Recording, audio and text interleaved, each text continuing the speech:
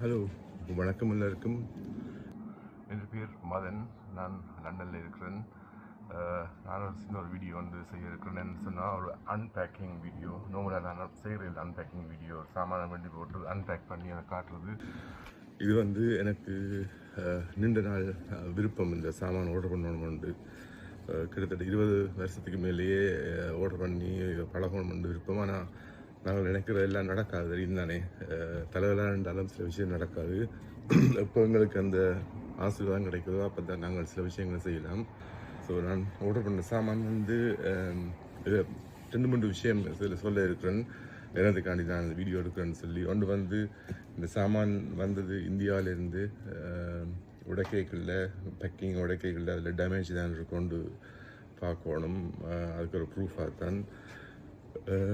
அதோட நான் இந்த வீடியோ ஒருத்தருக்கும் செம்பு பிடிக்கிறதோ செம்பு ஏந்துறதோ அதுக்கு செய்யலை. மற்றது இதை அனுப்பினாக்களோ இதை வித்தாக்களோ தங்களுக்கு ஒரு வீடியோ எடுத்து போடுங்கன்னு சொல்லியும் கேட்கல. நான் எந்த பாட்டில் செய்திருந்தேன். என்ன சொன்னால், வெளிநாட்டிலேருந்து ஒரு பார்சல் எடுக்கிறது சரியான சிக்கலான விஷயம். என்னென்னா, நம்பிக்கை இல்லை. நாங்கள் காசு அனுப்பினோம்னு சொன்னால் அந்த காசுக்கு சாமான் வருமோ, முதல் வந்துச்சுன்னு சொன்னால் சொல்கிற மாதிரி சாமான் வருமோ, தரமான சாமான் வருமோன்னு சொல்லி நம்பிக்கை இல்லாதபடியாக தான் நினைக்கிறேன். கூடுதலாக ஆக்கள் இப்படி ரிஸ்க் எடுக்கிறது இல்லை.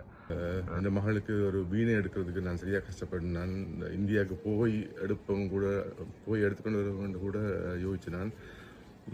ஆனால் இப்போ லோக்கல் ஆன்லைனில் பார்த்து யூஸ் பண்ண வீணை எடுத்தாச்சு.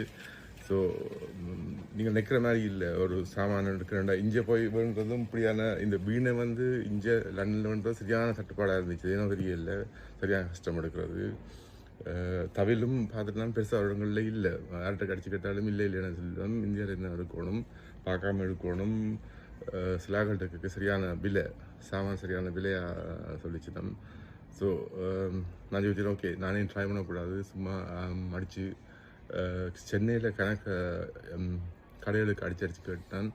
வாட்ஸ்அப்பில் கான்டாக்ட் பண்ணான். ஆனால் பெருசாக இன்ட்ரெஸ்ட் காட்டில் படம் அனுப்பினவை ப்ரைஸ் அனுப்பின கான்டாக்ட் திருப்பி அடிக்க ஆன்சர் பண்ணுறது இல்லை. ஏன்னா தெரியல, அவையில் அங்கே பிஸியோ தெரியாது, எனக்கு கஸ்டமர்ஸோ பிஸியோ தெரியாது.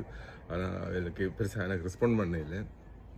அவங்க இப்போதான் ஒரு ஆள்கிட்ட கேட்டு இன்னொரு நம்பரை எடுத்து இந்த அனுப்பினால் ஒரு சின்ன ஒரு கிராமத்துலேருந்து தான் காய்ச்சவர், இன்னொரு டவுனில் இருந்து.